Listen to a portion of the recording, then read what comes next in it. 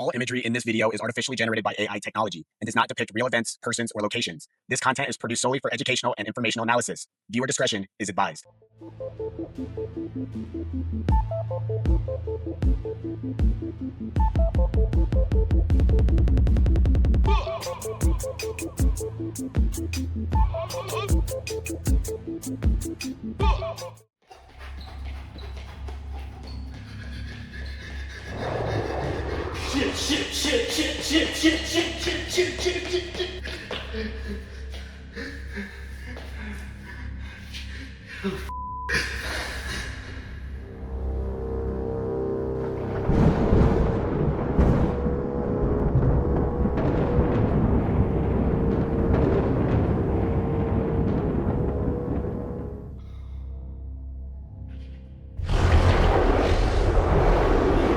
Shit.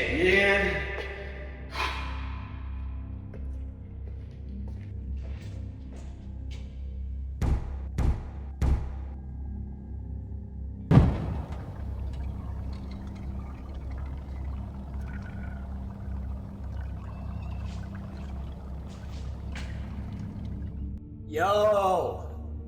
Is anyone home? Please don't do this creepy shit to me right now.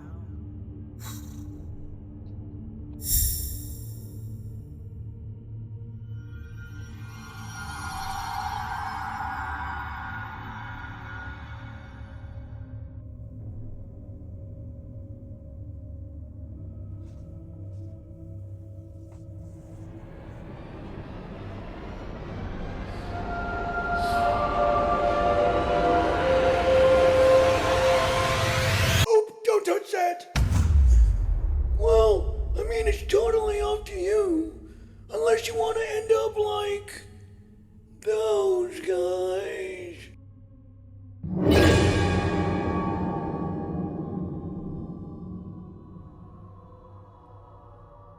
Did you murder those guys? Me?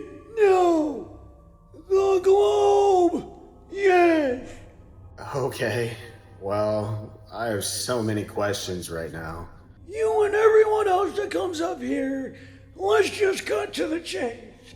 I'm Gerald. I am a genie. I've been trapped in this globe for about 1,000,000 years. Blah, blah, blah. I don't want to give this spiel for the 1,000,000th time. Whoa, wait. A genie? That means you can grant me what, like 3 wishes? I'm able to grant you 1 wish. This isn't the movies, kiddo. Fair enough. I've been waiting for this moment all my life. I know exactly what I want to wish for. I wish for unlimited wishes. What did you say? I said I wish for unlimited wishes. Sorry. One more time, kiddo. Come closer to the globe. I said I wish for unlimited wishes. Oh. Okay, that's kind of a weird one. Isn't that the best wish I could possibly wish for? I wouldn't say so, but to each their own, I guess. It is my cosmic duty to grant you your wish, so here we go. By the power vested in me, I grant... What's your name? It's Mike. By the power vested in me, I grant Mike unlimited wishes. Wait. What did you say? By the power vested in me, I grant Mike unlimited wishes. I said wishes, not witches. Oh, that makes a lot more sense. Can I get like a redo or do-over? Well, unfortunately, according to wish terms and conditions, there's no redos or do-overs.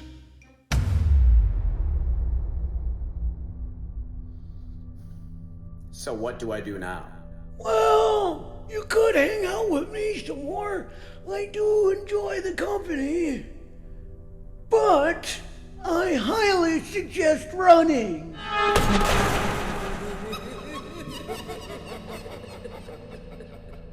The exit is that way. I really need to convince the next person to wish me more hearing aid batteries.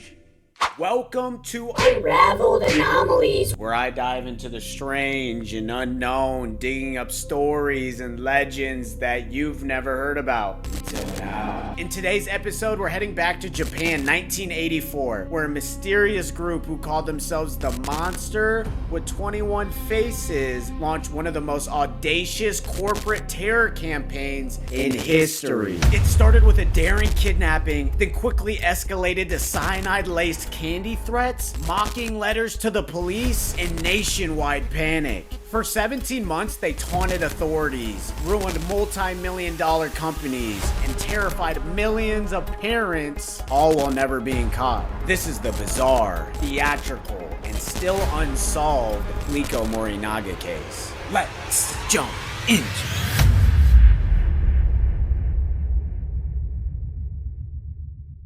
Chapter 1. The Kidnapping. This story begins on the night of March 18th, 1984. Katsuhisa Ezaki, the president of Ezaki Glico, one of Japan's biggest candy companies and creator of Pocky, a popular Japanese sweet snack, was relaxing in the bath at his home in Nishinomiya. Suddenly, two masked men armed with guns burst into the house. They tied up his wife and daughter, stormed the bathroom, and dragged the naked Ezaki out into the night. They took him into an isolated warehouse in Ibaraki, Osaka. Oh, hell no! Homeboy got snatched right out of his bathtub, dude. The last place you probably would guess you'd get snatched from. The most relaxing, the most vulnerable spot probably in your house. And they drag his ass out into the night, butt ass naked. And his wife and kids had to see all of that go down. Homeboy owns a candy company. It's not like he's a part of the cartel or works for, a broker company or an insurance company or something like that where you can genuinely people over. We're talking about candy here. This is starting off interesting already. Masked men with guns tying up a family and dragging out a candy man and taking his ass to some abandoned warehouse? Shit. Boy, oh boy, we're in for one hell of a ride. The next day, a ransom note demanded an enormous sum, 1 billion yen and 100 kilograms of gold bullion. The combined amount equals roughly to 21 million in US currency, the largest ransom ever demanded in Japan at the time. But just 3 days later, on March 21st, Ezaki managed to escape. He broke free from his ropes, kicked down a door, and flagged down help from railroad workers. Though, the kidnappers had vanished without a trace. Alright, bro. First off, that is a crazy ransom request. $21 million for a candy man? Sorry, homeboy, but nobody was gonna pay that. 21 million is ridiculous. That is a NFL contract right there. But luckily for you, man, you have the worst kidnappers in kidnapping history. Somehow you broke away from your ropes, kicked down a door, and found some railroad workers to help you out just 3 days later? Guys, are you kidding me? You guys couldn't keep a candy man tied up for more than 3 days? Y'all probably maybe would have got something. Like I said, I don't believe y'all were getting shit, but potentially. But you have to keep them for more than 3 days, dude. Shout out Ezaki, man, for escaping that shit, because that was probably horrifying as so good thing he only had to endure that for 3 days. But dude, y'all are the worst kidnappers in history. Chapter 2.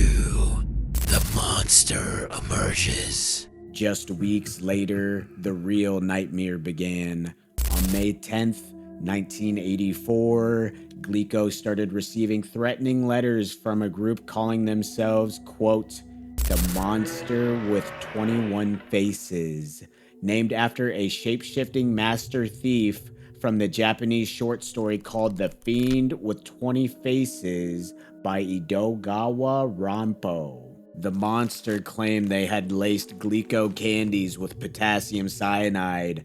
Panicking, Glico pulled millions of products from their shelves across Japan. The move cost them over $21 million and led to hundreds of layoffs. Yo, they are not f***ing around. Holy shit, I did not expect it to escalate like this. Now they're just taking it a bit too far. They threatened to lace them with cyanide. They might just be threats. They might have not actually done it, but that is still f***ed up. Do you know who's eating the candy mostly? Kids, man. You. Don't mess with the kids. You know, Ezaki, he's a bigwig, multi-million-dollar man. He's a man. Okay, like it's f***ed up that you're kidnapping him. But kids, that shit is not cool. Stay away from the kids, man. Shine the flashlight in that car, Man Ray. With pleasure.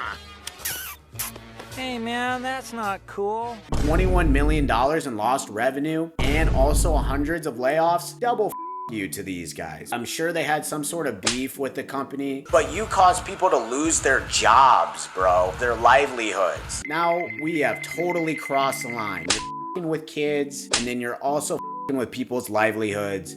You guys. But I will give them one thing so far. The Monster with 21 Faces, that's a pretty sick moniker. I gotta give them that one. I'm sorry, it's pretty dope. But the monster wasn't done.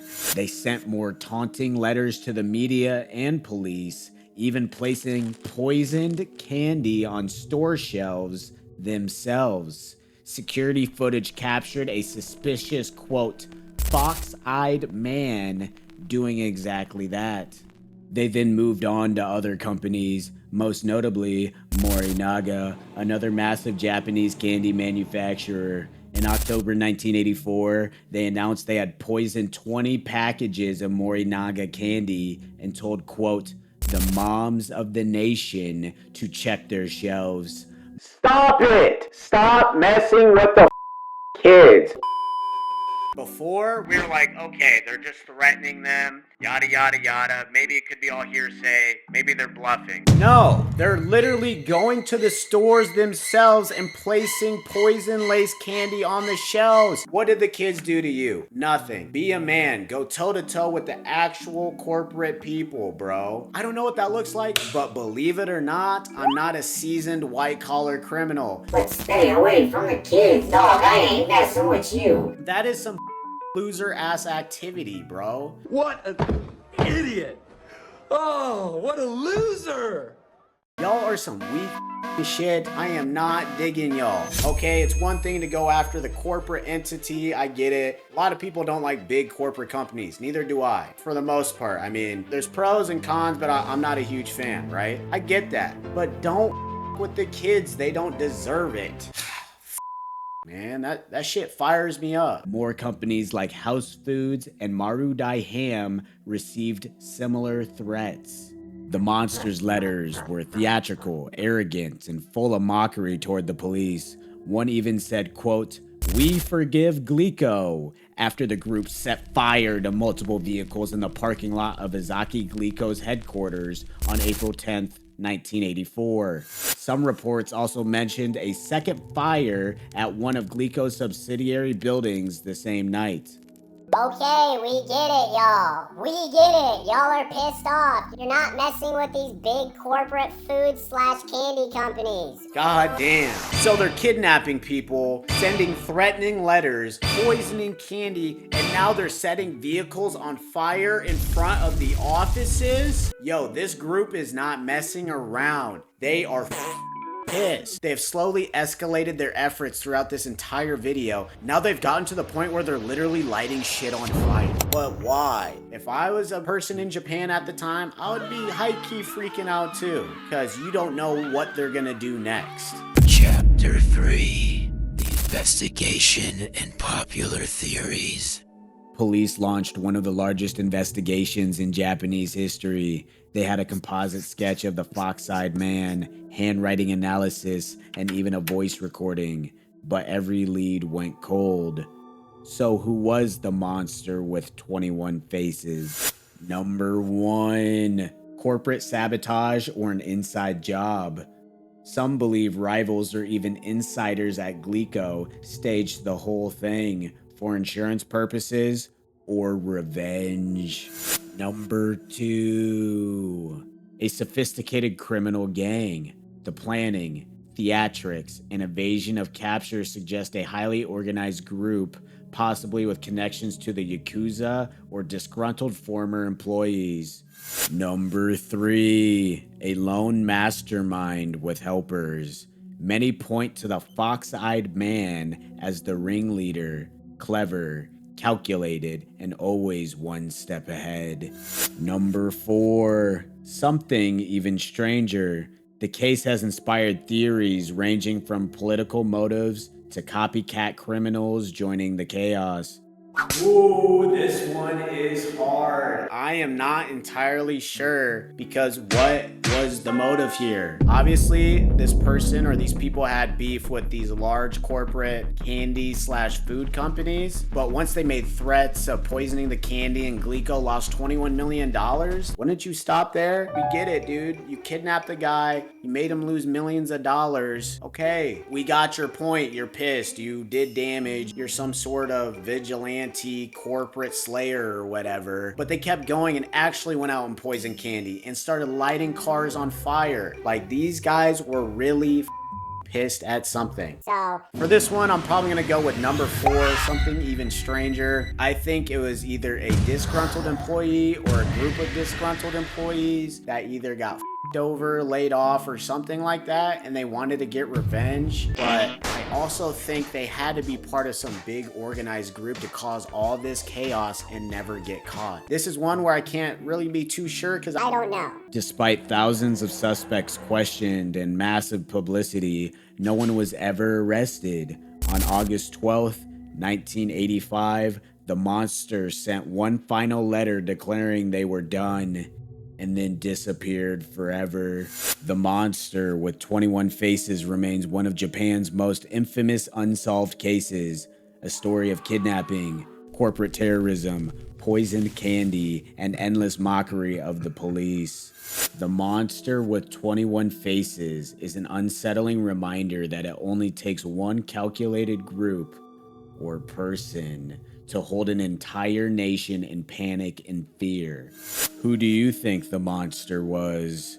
Was it one master criminal, the Yakuza, a group of disgruntled former employees, or something much, much darker?